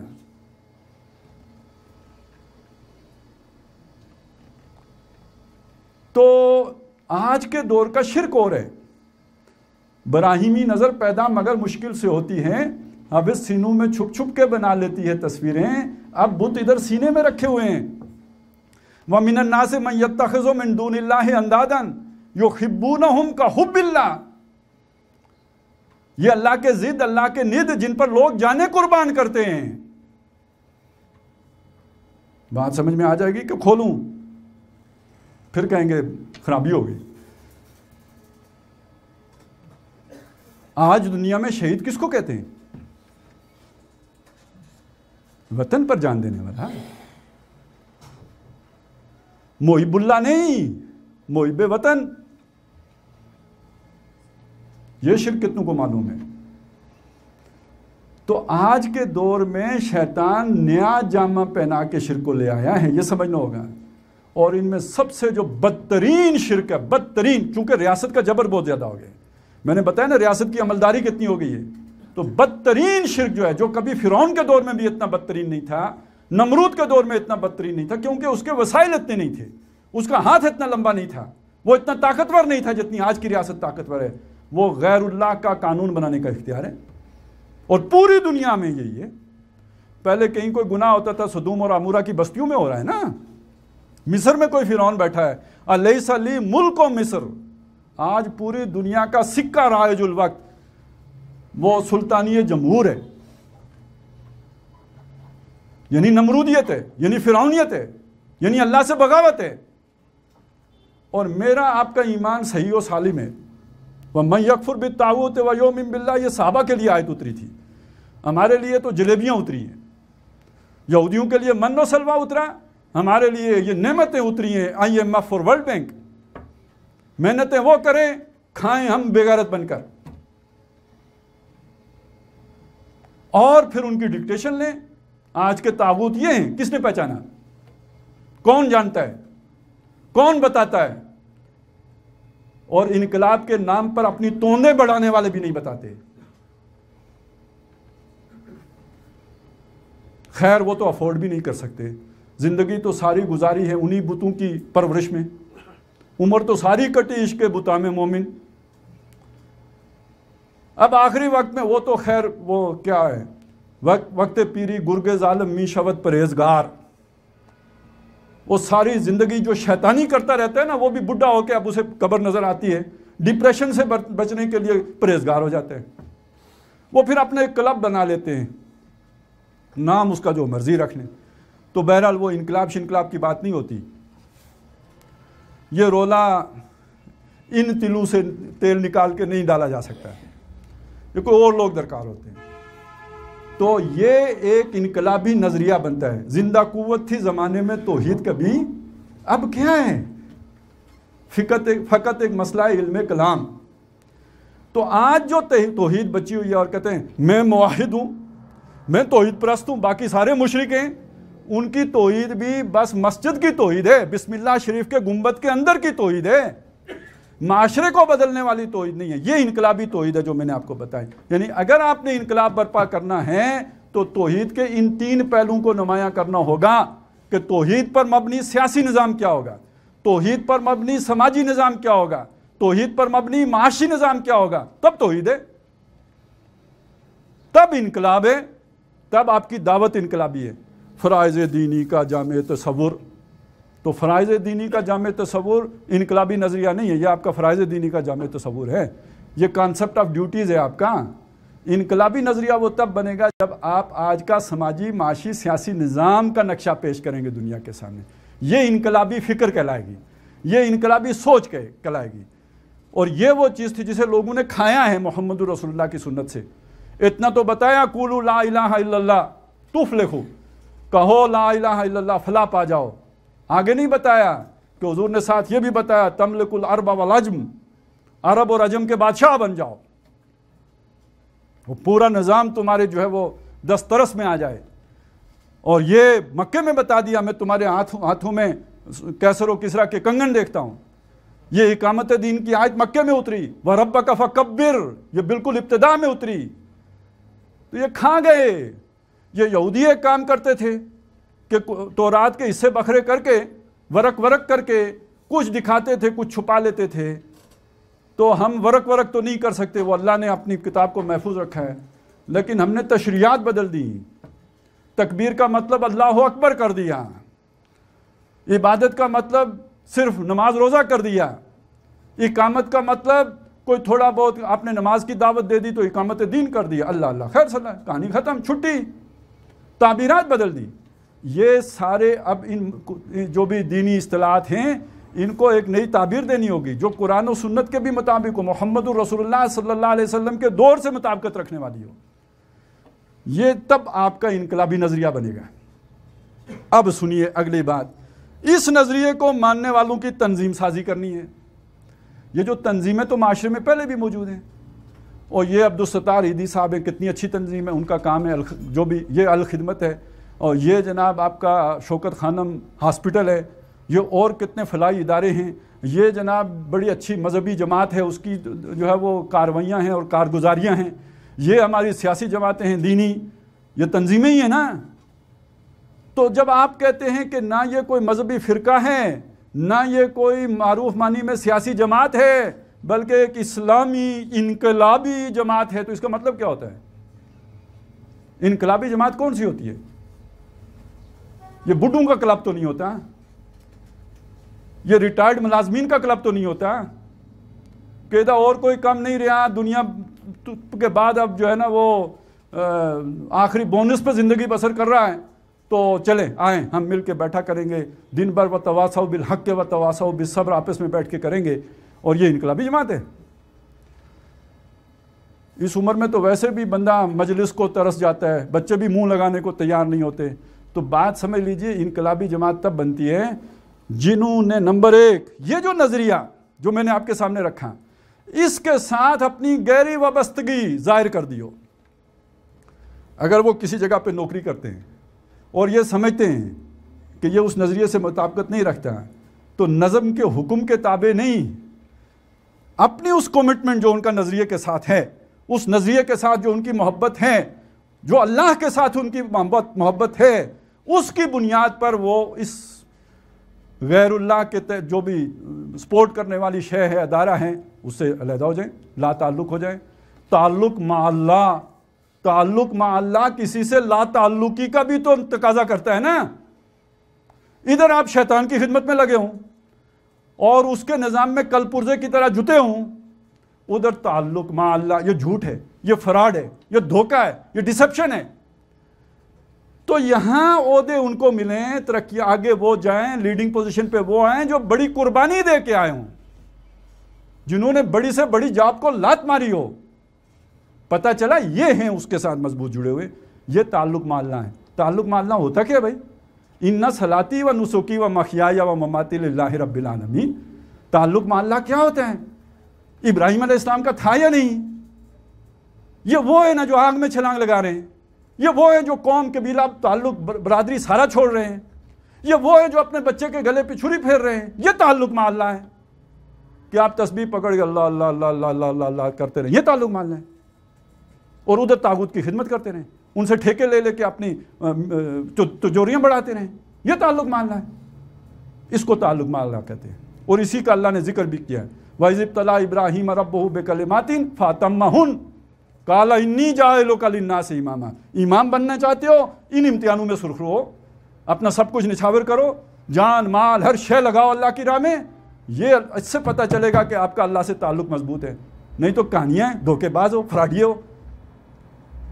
دنیا کی زندگی میں خوبصورت باتیں منافقین بھی کر لیا کرتے تھے، وَمِنَ النَّاسِ مَن يُعْجِبُكَ قَوْلُهُ فِي الْحَيَاةِ الدُّنْيَا وَيُشْهِدُ اللَّهَ عَلَىٰ مَا فِي قَلْبِهِ۔ قسمیں کھا کے کہتا ہے بڑا مخلص ہوں، لیکن اللہ جانتا ہے اِذَا تَوَلَّىٰ سَعَىٰ فِي الْأَرْضِ لِيُفْسِدَ فِيهَا وَيُهْلِكُ الْحَرْثَ وَالنَّسْلَ۔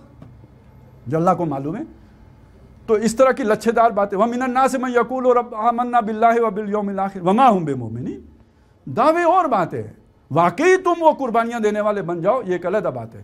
تو آپ نے چھانٹ کر ان لوگوں کو یعنی لے کے اوپر آنا ہوگا جو در حقیقت وہ قربانیاں دے رہے ہوں، کہ جو مطلوب ہیں، ان امتحانات میں سرخرو ہو رہے ہوں، جن کا جینا مرنا اللہ کے لیے ہو گیا ہو۔ ہم تو جیتے ہیں کہ دنیا میں تیرا نام رہے، کہیں ممکن ہے کہ ساقی نہ رہے جام رہے۔ داڑھی کی لمبائی چھوٹائی وہ ایک علیحدہ مسئلہ ہے، پاؤنچوں کی اونچائی نیچائی علیحدہ مسئلہ ہے، اشراق پڑتا ہے یا نہیں پڑتا یہ ایک علیحدہ مسئلہ ہے، تہجد گزار ہے یا نہیں ہے یہ دوسرا مسئلہ ہے۔ اس تنظیم میں اس انقلابی جماعت کو انقلابی آپ تب کہہ سکتے ہیں جہاں کیڈرز میں ان لوگوں کے لیے جگہ نکلے جو سب سے زیادہ قربانیاں دینے والے ہوں۔ اس کے بغیر یہ انقلابی نہیں ہو سکتی۔ اور وہ نظریہ کون سا وہ میں پہلے آپ کو بتا چکا، وہ اگر مستحضرین ہو ان سے پوچھا جائے بھئی ہمارا انقلابی نظریہ کیا ہے، تو وہ کہیں توحید عملی، وہ کہیں کہ جناب فرائض دینی کا جامع تصور، تو خاک قربانیاں دیں گے۔ یہ پتہ ہی نہیں انقلابی نظریہ ہے کیا، اور جس کے بارے میں آپ نے طے یہ کیا ہو، بے یقینی اور انسرٹنٹی کی کیفیت یہ ہو کہ یہ تو عمرانی فکر میں تو تبدیلی کی گنجائش ہے، تو پھر کمٹمنٹ کس خاک کے ساتھ ہوگی، کس بلا کے ساتھ ہوگی؟ وہ تو ساری بات یہ ہے ہمارا نظام، یہ ہے ہم لے کے آئیں گے۔ تو اس کے ساتھ وابستگی ہے در حقیقت، یعنی ایک طرف اللہ کے ساتھ گہرا تعلق، دوسرا وہ جو آج جو نظام انہوں نے قائم کرنا اس کا شعور، اس کا ادراک، آج کے نظام کے ساتھ اس کا جو فرق ہے، اس کی باریکیاں، یہ سب انہیں معلوم ہو۔ باقی وہ والا نظم جو مدینے میں آ کے نبی صلی اللہ علیہ وسلم نے قائم کیا، وہ بھی اتنا سخت نہیں تھا جو انقلاب کے نام پر جمع کر کے لوگوں کو کے گردنوں میں توک ڈالے گئے ہیں۔ مجھے کوئی بتائے محمد الرسول اللہ نے صلی اللہ علیہ وسلم کیا گھر میں بیوی بچوں کے لیے بھی کوئی بنا کے دیا تھا سٹرکچر کہ اس طرح کا جو ہے وہ گھریلو اسرہ قائم کرو، تب تم انقلابی جماعت کے رکن ہو؟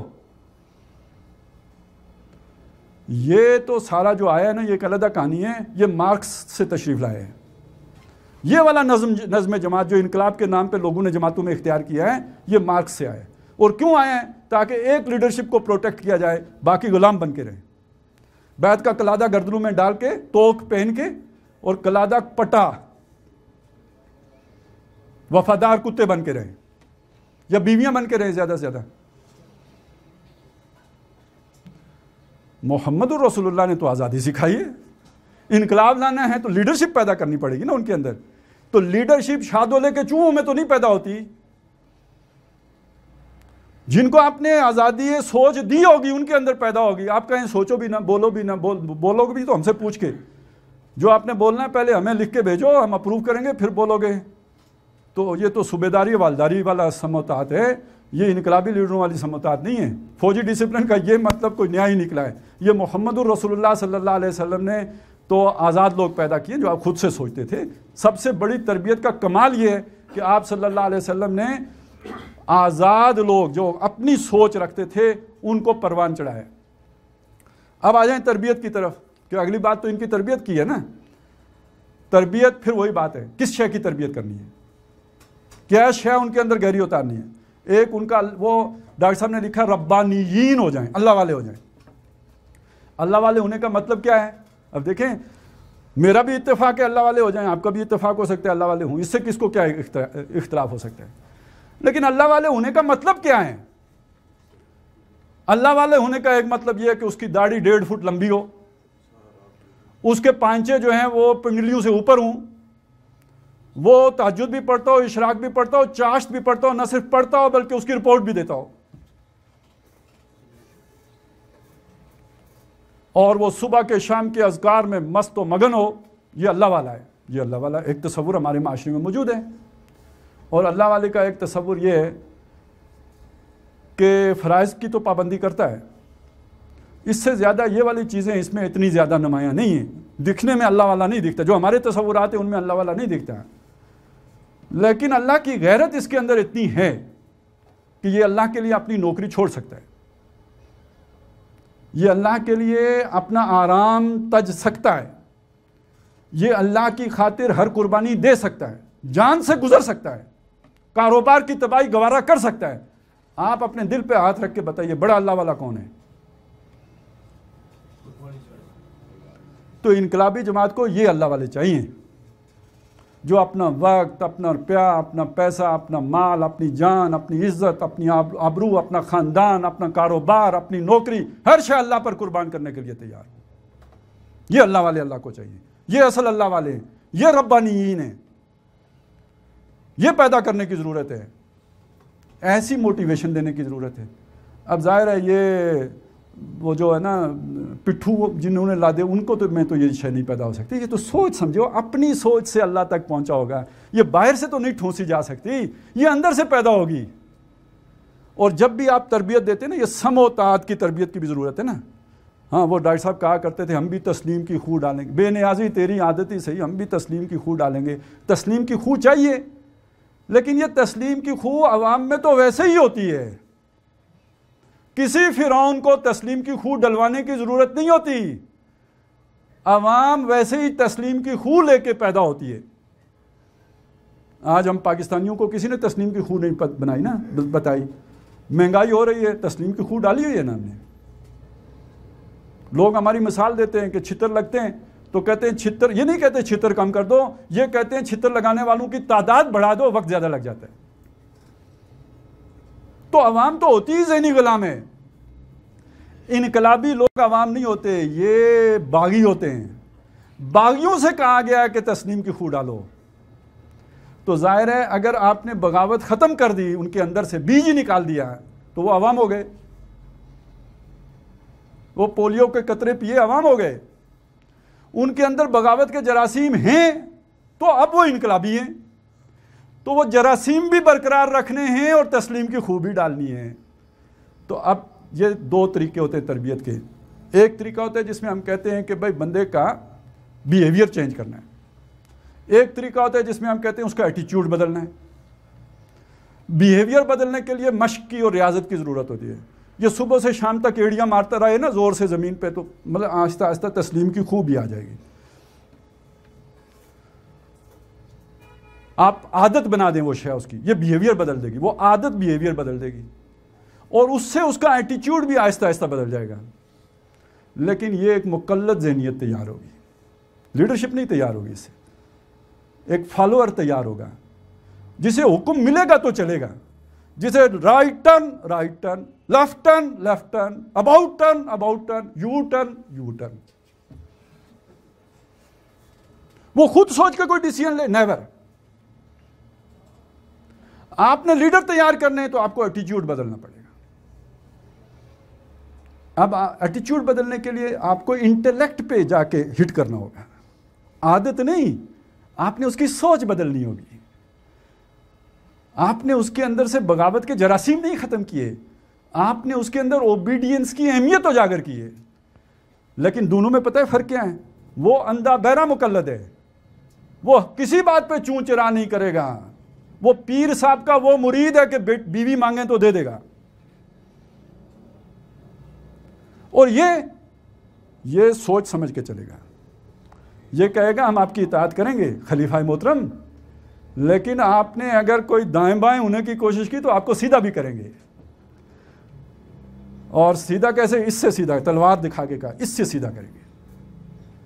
یہ پیر صاحب کا مرید اور حضرت ابو بکر کا مرید ایک جیسے ہیں؟ یہ ابو بکر کا مرید انقلابی مرید ہے، اور یہ آمنا و صدقنا والا مرید یہ فوجی مرید ہے۔ فرق سمجھ میں آیا؟ آج انقلاب کے نام پر اپنی چورن بیچنے والے کون سے مرید تیار کر رہے ہیں؟ تو جو انقلابی جماعت ہوگی وہ لوگوں کے ذہنوں پر قدغنے نہیں لگائے گی، پیرے نہیں بٹھائے گی، ان کے ہونٹوں کو سیے گی نہیں، بلکہ یہ کہ انہیں بولنے کی آزادی دے گی، بلکہ انہیں سوچنے کی آزادی دے گی، بلکہ ان کے لیے یعنی جسے کہتے ہیں ان کی سوچ کو اجاگر کرنے والے خیالات انہیں دے گی، برین سٹارمنگ کرے گی، سوچ کی عادت ان کے اندر ڈالے گی، انہیں خود اپنے پاؤں پر کھڑے ہونے کے قابل بنائے گی، انہیں لیڈر بنائے گی، وہ اپنے علاقے کے لیڈر بنیں اور بالآخر اس لیڈرشپ کی ٹاپ پہ آئیں۔ وہ تو یہ ان کی ساری صلاحیتوں کو اجاگر کرنے کی کوشش کرے گی۔ یہ تنظیم، یہ تربیت درکار ہے۔ جب تک یہ ٹیم، ایسے کارکنوں کی ٹیم ایک معتدب تعداد میں نہیں بن جاتی، جو اس ریاست کے سامنے کھڑے ہو سکیں، اور ریاست کے سامنے بندوقیں اٹھا کے نہیں کھڑا ہونا. وہ میں پہلے بتا چکا ہوں، معاشرہ بدل چکا ہے. بندوقوں سے اب آپ کو کامیابی نہیں ملنے والی. اور جنہوں نے ٹرائی ماری ہے وہ دیکھ لیں.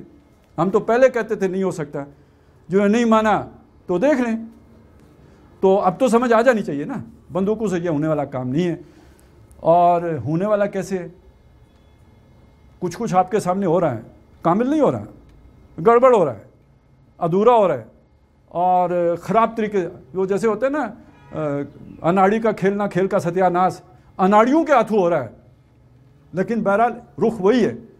اس اعتبار سے ایک انقلابی جماعت کے لیے جب وہ سمجھے کہ ہماری اتنی ٹیم بن گئی ہے، ہمارا عوام کے ساتھ بھی کنیکشن ہو گیا ہے، انہیں ایک عوامی تحریک لانچ کرنی ہوگی. لیکن عوامی تحریک لانچ کرنے سے پہلے ایک طرف یہ ٹیم بن گئی ہو، دوسری طرف آپ نے عوام کو بھی شعور دے دیا ہو کہ یہ نظام ظالمانہ ہے.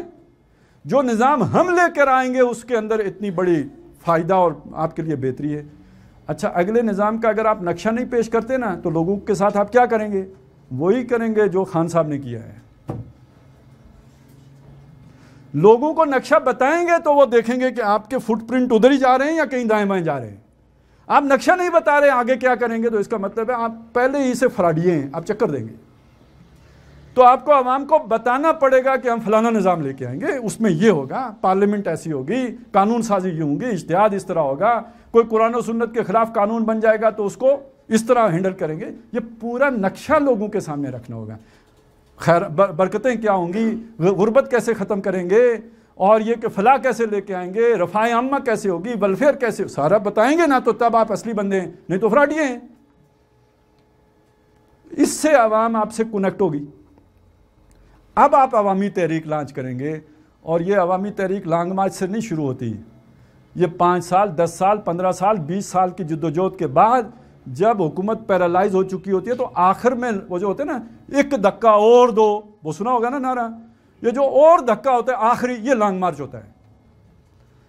نہیں تو اس سے پہلے عوامی طاقت کی اصل طاقت یہ ہوتی ہے کہ حکومت کو سٹریچ کرو.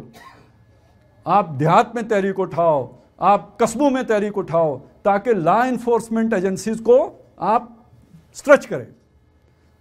آپ زیادہ ہو وہ تھوڑے. آپ اگر خود کسی ایک جگہ پہ کنسنٹریٹ کرو گے تو یہ چوہا آ کے پھنسے گا کڑکی میں. حقیقی انقلابی جماعت کبھی بھی کسی ایک شہر کو، جی اسلام آباد پہ چڑھائی کرتے، نیور، ایسا کبھی نہیں کرے گی. کرے گی تو الو کی پٹھی ہوگی، احمق ہوگی، اسے نہیں پتا ہوگا انقلاب کسے کہتے ہیں. وہ سول ریزسٹنس کو جانتی ہی نہیں ہے کیسے ہوگی. اور یہ ویسے جو اس وقت جتنے بھی آپ کے رہنما ہیں نا، ان میں سے جانکار بندہ ایک ہی ہے جس کا نام مولانا فضل الرحمان ہے، کیونکہ اس کی ایک تاریخ ہے. وہ ان کے جو ہے وہ مقلدین یا متبعین میں سے ہیں جنہوں نے انگریز کے خلاف مزاحمت کی ہوئی ہے، اور ہر طرح کی مزاحمت کی ہوئی ہے. مسلح مزاحمت بھی کی ہوئی ہے اور سول ریزسٹنس کی مزاحمت بھی کی ہوئی ہے. تحریک ترک موالات کس نے شروع کی تھی؟ تو یہ تو ان کو نسلاً بعد نسلین ملا ہوا ہے یہ سب. باقی تو کوئی سرمایہ دار ہیں تو کوئی وڈیرے ہیں، ان کو کیا پتہ یہ کیا ہوتا ہے، اسی لیے مولانا اوپر گئے. تو یہ انقلابی جماعت اگر عوامی ذریعے سے انقلاب لانا چاہتی ہے کہ مسلح جدوجہد آج کے دور میں ممکن نہیں، تو اسے سول ریزسٹنس کے سارے ڈائنامک سمجھنے ہوں گے. عوام کو کیسے موبلائز کرنا ہے انہیں. پھر اچھا، عوام تو ایک بہت بڑی، یہ شیر کو پنجرے سے نکالنے والی بات ہے، بوتل کو جن سے نکالنے والی بات ہے. عوام جب سڑکوں پہ آ جاتی ہے تو عوام کا بیہیویئر جلاؤ، گھراؤ، ٹکراؤ، مارو، مرو، یہ ہو جاتا ہے. یہ جو موب کا بیہیویئر ہوتا ہے یہ بالکل ایک مختلف، یہ تو وحشی جنات ہوتے ہیں. ان کو لا انفورسمنٹ ایجنسیز نہیں کنٹرول کر سکتی. تو اس سے اندازہ لگائیں کہ پہلی بنیادی شرط سول ریزسٹنس کی تحریک کی کامیابی کی یہ ہے کہ آپ توڑ پھوڑ نہ کرو. اس عوام کو کنٹرول رکھنے کے لیے یہ جماعت چاہیے. اب آپ سوچیں، آپ نے وہ مقلدین کی جماعت تیار کر دی ہے تو ان کو کون کنٹرول کرے گا؟ وہ کہیں گے ہم کہ جناب وہ فلانے اسرے کے فلانے محلے میں لوگوں نے تھانہ جلا دیا ہے، ناظم اعلیٰ صاحب کو لکھو، اب کیا کریں؟ تو ناظم اعلیٰ صاحب پھر مرکزی اسرے کی میٹنگ بلائیں گے، پھر اس میں مشورہ ہوگا، اور اس میں اس وقت تک 10 تھانے اور جل چکے ہوں گے. شاباشی. یہ تو آپ نے مقامی لیڈرشپ تیار کرنی ہوگی جو آن دا اسپاٹ فیصلہ کر سکیں، اسٹریٹجی بنا سکیں، ہینڈل کر سکیں اس طرح کی سچویشن کو. اور لیکن پاجی تسی یہ کام کرنا ہی نہیں، جو مرضی کرو. لیکن جس نے کرنا ہے اسے معلوم ہونا چاہیے کہ اگر میں لوگوں کو لیڈر نہیں بناؤں گا تو اپنے پاؤں پہ کلاڑی ماروں گا.